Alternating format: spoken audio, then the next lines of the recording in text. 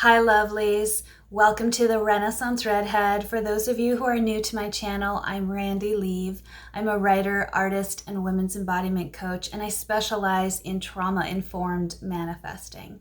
And if there was one thing that I could go back in time and tell my younger self, say 15 years ago or so, at the start of my conscious spiritual healing journey, it would be what I'm about to share with you in today's video.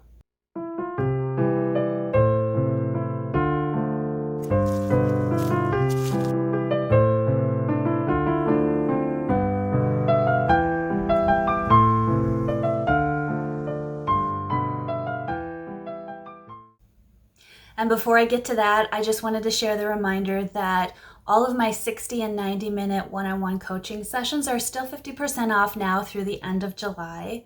One of my zones of genius is in assisting others in finding the cure for your self-help hangover so that you can let go of all the exhausting techniques and finally manifest what you truly desire with far more ease and simplicity than you ever thought possible. So if that resonates with you, check it out. I would love to assist you. What I want to talk about today is that we need to change the language and the conversation around what healing and healed actually means and what it looks like. Because oftentimes we can have this idea inadvertently or subconsciously that emotional and spiritual or psychological healing is just like the type of healing that often happens in the body. For example, say you get a cut on your arm. You put ointment on it, you keep a bandage on it, and eventually it heals to the point where it's like it never happened. Like there's no evidence there was a wound ever there. When we view our healing journey in this way, we also end up postponing our highest joy and aliveness and delaying our ability to receive our deepest desires for some perceived future point when we arrive at an imaginary destination of fully healed. And only then will we be worthy and ready to live a life that lights us up and to receive what it is we most deeply want. But the thing is, there's no such thing as fully healed.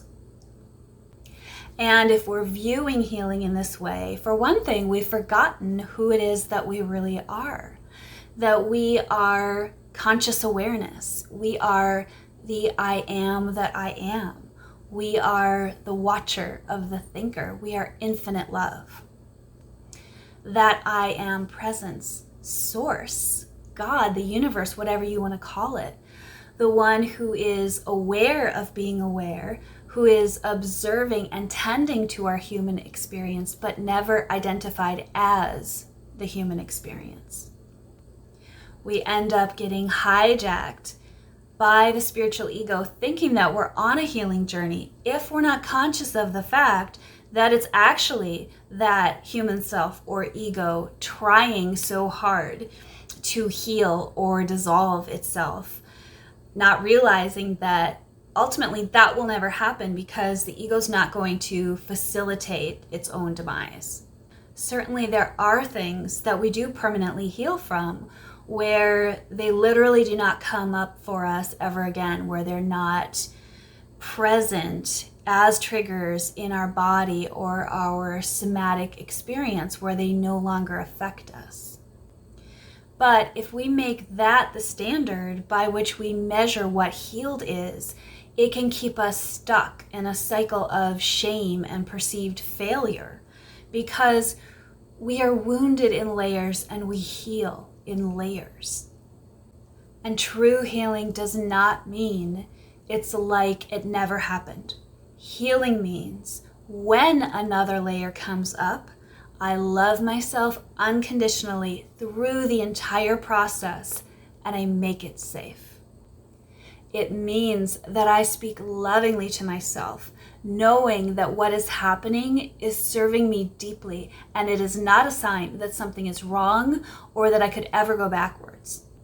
It means remembering the truth of who I am and using the considerable toolbox that I now have access to soothe my body, mind, and spirit through whatever healthy, loving way I need to, and to support myself with grace, which can include reaching out for others when needed. It doesn't mean that wounds, triggers, and patterns no longer come up and that they don't affect me. It means that they don't define who I am and they don't run the show. They're not in the driver's seat. And they no longer keep me from living in my truth or receiving my desires unconditionally in this now moment, in every now moment.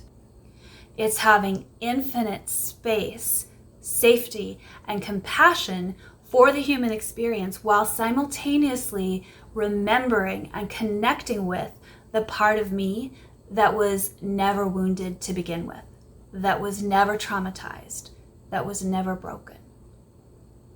It's so important to remember that you can't regulate your nervous system if your inner landscape feels unsafe.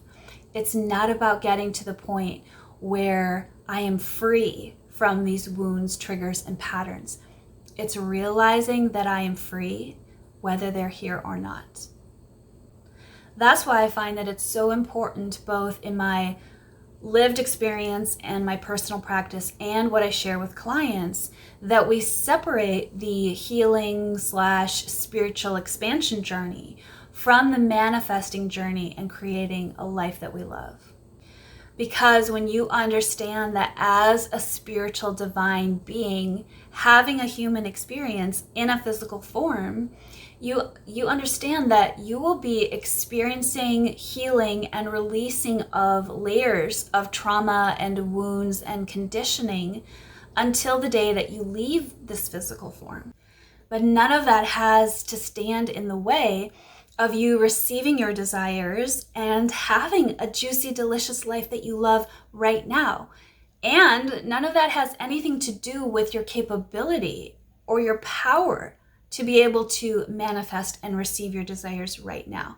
Because the truth of who you are, your true infinite nature, your conscious awareness that I am, is not the least bit threatened by whatever has happened in your human experience, by whatever beliefs or wounds or traumas that are there. None of that's a threat to your manifestation.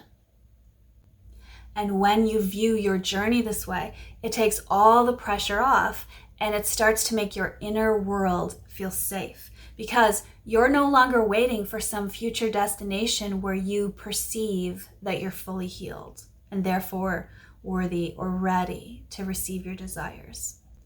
You're no longer afraid of what layer might come up next, because you no longer see it as a threat to who you truly are or to receiving your desires and having a beautiful life. And then you also start to understand that healing is not something that you do. Healing is a byproduct of remembering who you really are, of learning how to regulate your nervous system, and making your inner world unconditionally safe at all times. And then healing happens through you.